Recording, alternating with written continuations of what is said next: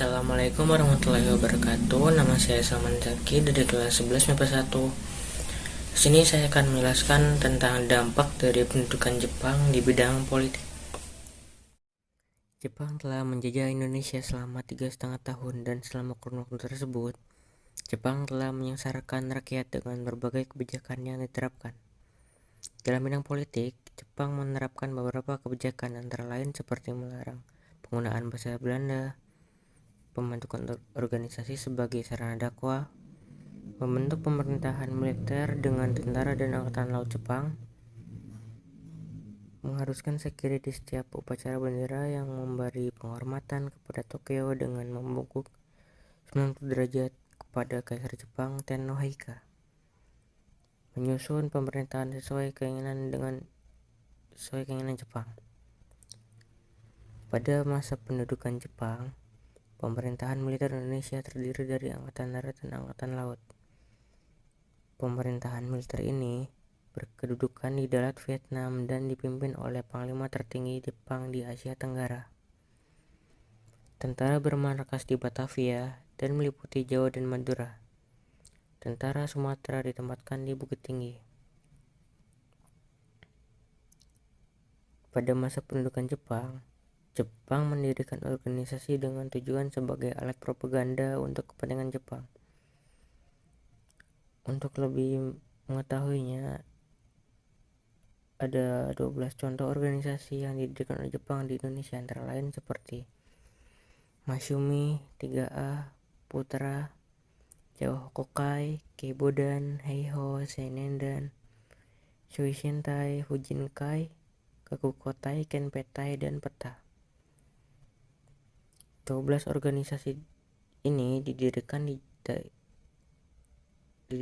Jepang sebagai sarana untuk mengontrol rakyat Indonesia agar mudah untuk dimobilisasikan oleh Jepang.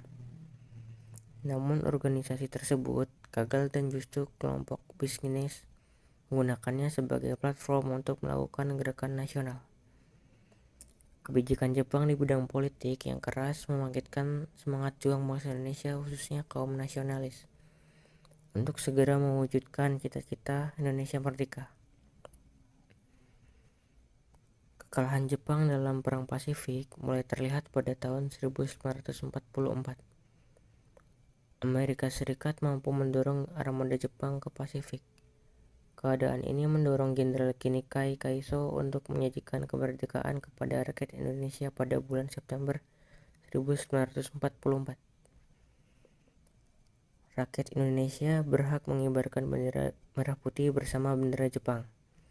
Selain itu, orang Indonesia diperbolehkan menyanyikan lagu kebangsaan Indonesia Raya setelah lagu kebangsaan Jepang. Inisiatif ini diambil oleh pihak Jepang untuk mempersiapkan pihak Indonesia membantu mempertahankan posisi militer Jepang dari serangan sekutu. Pada bulan Maret 1945, kekalahan Jepang dalam Perang Pasifik sudah dekat. Letnan Jenderal Kumakichi Harada memutuskan untuk mendirikan Badan Penyelidik Usaha Persiapan Indonesia, atau dikenal dengan BPUPKI.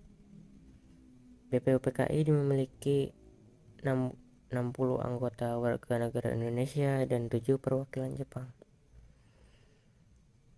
BPUPKI sendiri dipimpin oleh Dr. Rajawan Widodiningrat dan Raden Panji Suroso sebagai wakilnya. BPUPKI didirikan dengan tujuan untuk meneliti dan mengumpulkan bahan-bahan penting konstitusional, ekonomi, dan politik untuk kepentingan kemerdekaan Indonesia. Untuk mencapai tujuannya, BPUPKI mengadakan 2 kali pertemuan pada tanggal 29 Mei sampai 1 Juni dan 10 sampai 16 Juli 1945. Setelah berhasil menyelesaikan misinya, BPUPKI dibubarkan pada tanggal 7 Agustus 1945 dan fungsinya dilanjut oleh Panitia Persiapan Kemerdekaan Indonesia.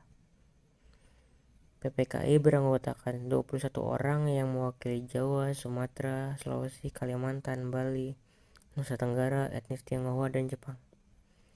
PPKI memenuhi komitmen BPUPKI untuk melanjutkan persiapan kemerdekaan Indonesia. Jepang menyerah kepada sekutu tanpa syarat pada 14 Agustus 1945.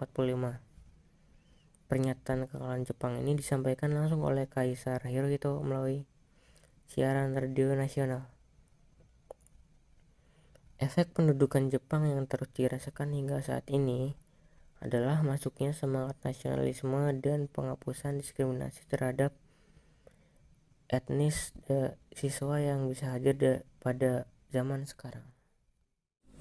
Demikian penjelasan dari saya, kurang lebih mohon maaf. Wassalamualaikum warahmatullahi wabarakatuh.